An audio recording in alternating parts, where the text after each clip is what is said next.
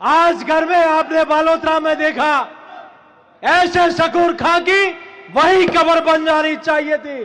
24 घंटे तक उस महिला को 24 घंटे तक उस महिला को आपकी बर्न यूनिट वहां नहीं थी बालोतरा में, तो क्यों नहीं उसको जोधपुर लाया गया? आज वो मर गई तो उसका जिम्मेदार कौन है? कौन है जिम्मेदार उसका? आज उस महिला पर मौत का जिम्मेदार को है तो राजस्थान की सरकार है। आज दलित अत्याचार, आपको आश्चर्य होगा, उदयपुर में कन्हैया जी की हत्या हुई, उस व्यक्ति ने पुलिस के पास, सरकार के पास जाकर कहा कि मुझे धमकियां मिल रही है, मुझे सुरक्षा दे। पुलिस ने कहा कोई चिंता नहीं, आप अपनी दुकान को खोल दें। दुकान खोल दी। अपराधियों का इतना हौसला कि उनकी हत्या करने से पहले वीडियो जारी करते हैं, वो गला रेतते हुए का वीडियो जारी करते हैं, गला काटने के बाद वीडियो जारी करते हैं। यह अपराधियों का इतना हौसला बढ़ा किसके समर्थन से? मोदी को तुम क्या, तुम्हारी पूरी पीढ़ियां आ जाएगी तो खत्म नहीं कर सकते। मोदी के साथ इस देश का गांव, राजस्थान की सरकार अपनी कुर्सी को बचाने के लिए सुप्रीम कोर्ट के बड़े बड़े वकील ला सकती है, तो इस नकारा और निकम्मी सरकार को, इस वीक सरकार का पेपर लीक हो गया। दुर्भाग्य है, हम तो हर रंग से प्यार और मोहब्बत करते हैं, लेकिन क्या कारण है कि राजस्थान की सरकार से आजकल भगवा से इतनी नफरत हो गई। आज कोई भगवा पताका फहराता है तो उस पर एफआईआर दर्ज होती है।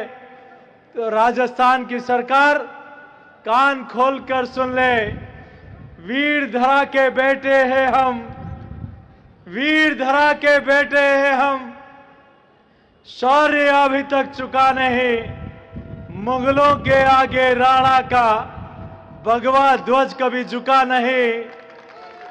पूछ रही है जनता तुमसे, पूछ रही है जनता तुमसे, सारे राजस्थान की हिम्मत कैसे हुई तुम्हारी भगवा के अपमान की, भगवा के अपमान की। मुझे आश्चर्य होता है, हम तो भगवा से भी प्यार करते हैं, हरे रंग और सफेद रंग से भी प्यार करते हैं, लेकिन आपको भगवा से इतनी नफरत क्यों है, ये राजस्थान की सरकार पूछना चाहती है। मैं आपके सामने, मेरे पूर्व के वक्ताओं ने बहुत सारी बातें आपके बीच में कही कि क्यों इस सरकार को उखाड़ फेंकना चाहिए, क्यों इस सरकार को, नकारा और निकम्मी सरकार को राजस्थान से उखाड़ के फेंकना चाहिए। मैं तो ये कहना चाहता हूं कि उखाड़ के भी फेंकना है, और ऐसा उखाड़ के फेंकना है कि 50 वर्षों तक इस प्रकार के तुष्टीकरण को बढ़ावा देने वाली सरकार फिर राजस्थान में नहीं आए।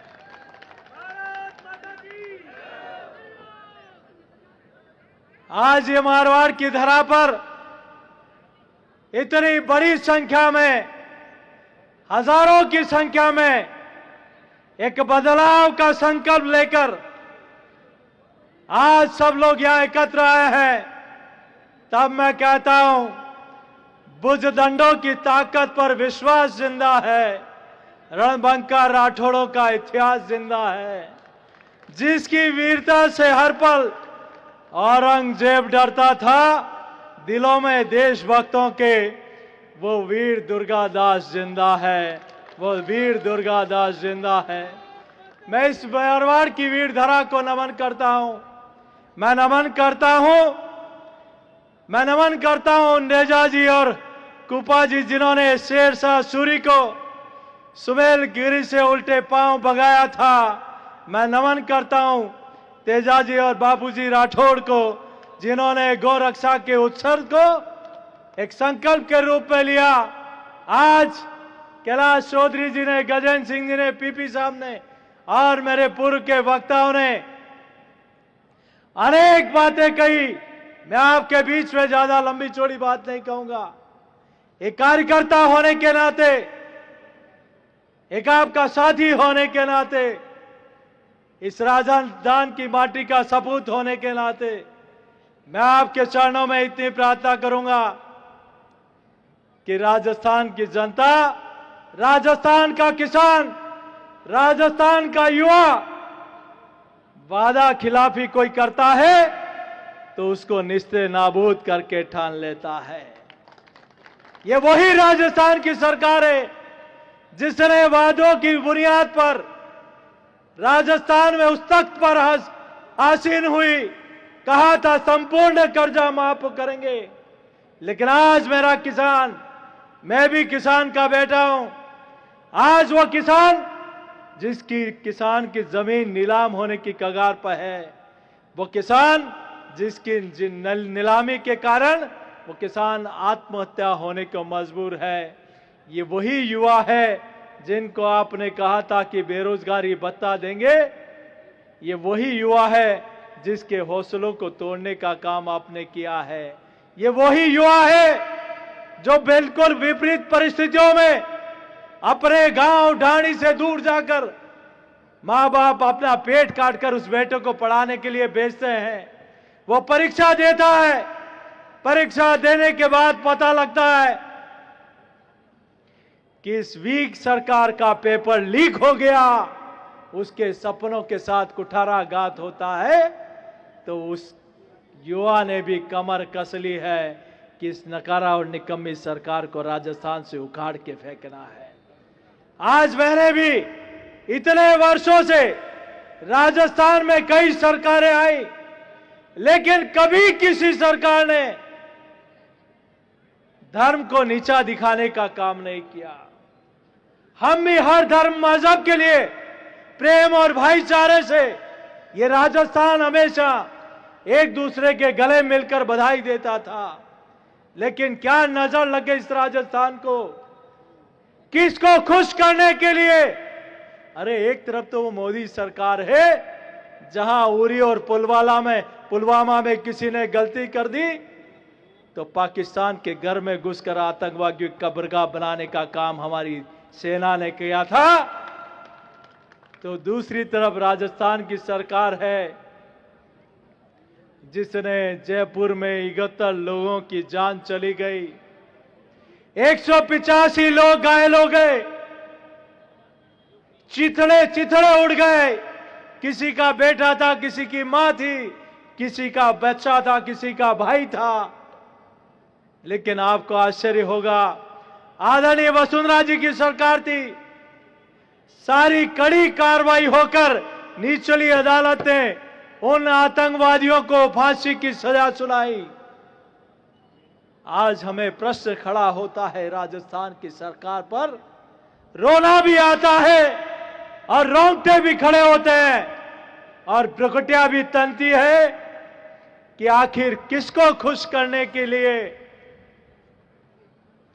क्या राजस्थान की सरकार इतनी कमजोर है कि आतंकवादी अपनी पैरवी के लिए 21 वकील सुप्रीम कोर्ट के उनकी रिहाई के लिए खड़ा कर सकती है? राजस्थान की सरकार अपनी कुर्सी को बचाने के लिए सुप्रीम कोर्ट के बड़े बड़े वकील ला सकती है, तो इस नकारा और निकम्मी सरकार को जयपुर के 71 लोगों की जान की बिल्कुल परवाह नहीं है। तब भारतीय जनता पार्टी ने कहा, तुम नकारा और निकम्मे हो सकते हो, लेकिन 71 लोगों को जब तक न्याय नहीं मिलेगा उन परिवारों को, तब तक भारतीय जनता पार्टी और राजस्थान की जनता 1 या करोड़ रुपए और करोड़ों रुपए भी खर्च करने होंगे तो उनको न्याय दिलाकर उन आतंकवादियों को फांसी की सजा सुनाने तक भारतीय जनता पार्टी पूरी ताकत के साथ लड़ाई लड़ेगी।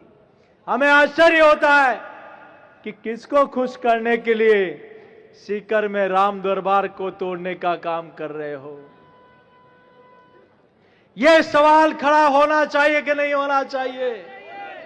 एक तरफ मोदी जी की सरकार न्यायालय के निर्णय के बाद अयोध्या में देश नहीं दुनिया का सबसे बड़ा आध्यात्मिक और सांस्कृतिक केंद्र प्रभु श्री राम का भव्य मंदिर बनाने का काम हो रहा है, तो दूसरी तरफ यहां राजस्थान में राम दरबार को तोड़ने का काम हो रहा है।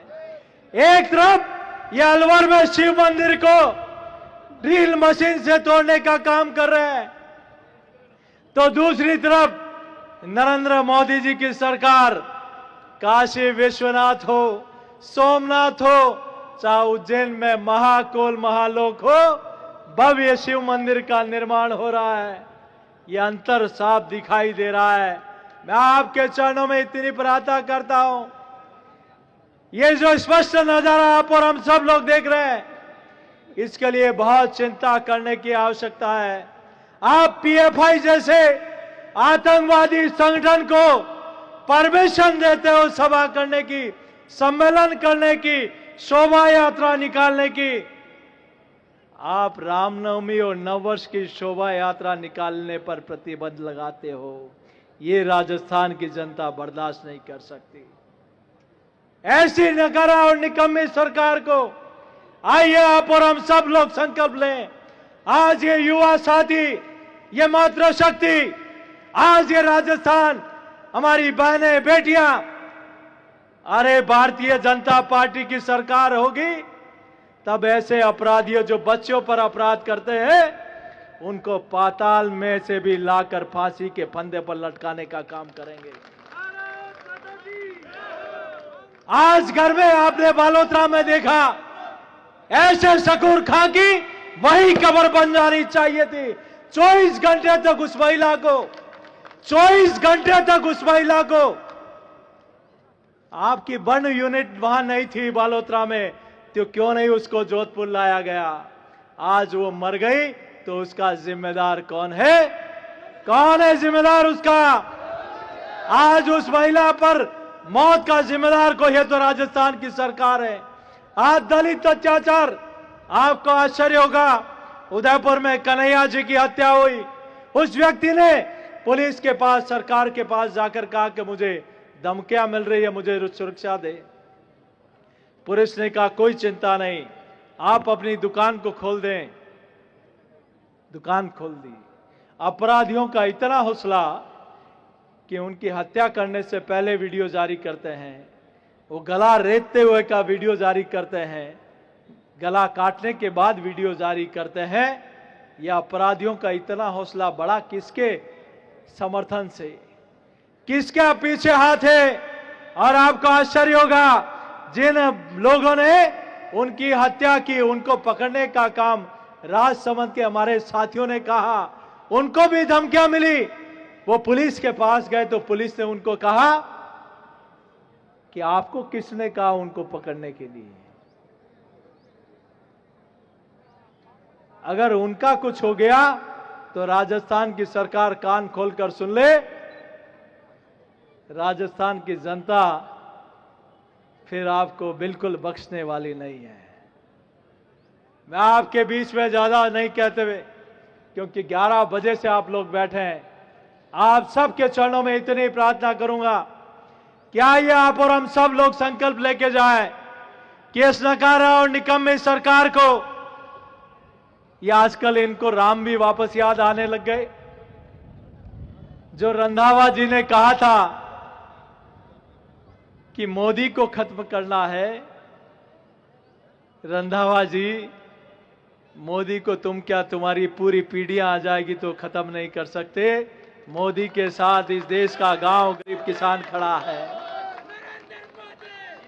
आजकल इनको राम भी याद आने लग गया, और राम भी किसको याद आने लग गया?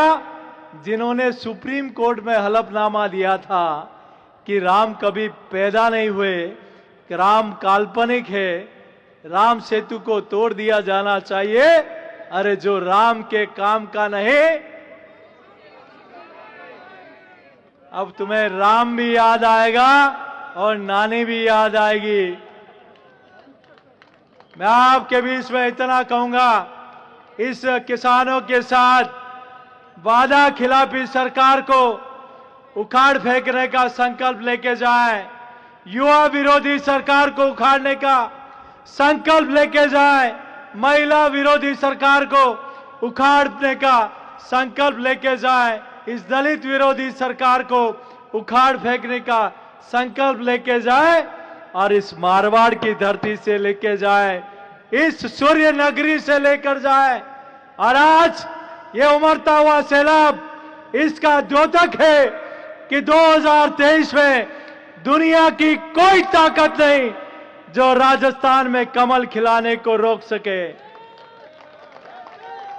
तैयार है हम सब लोग, तैयार है हम सब लोग, तैयार है हम सब लोग।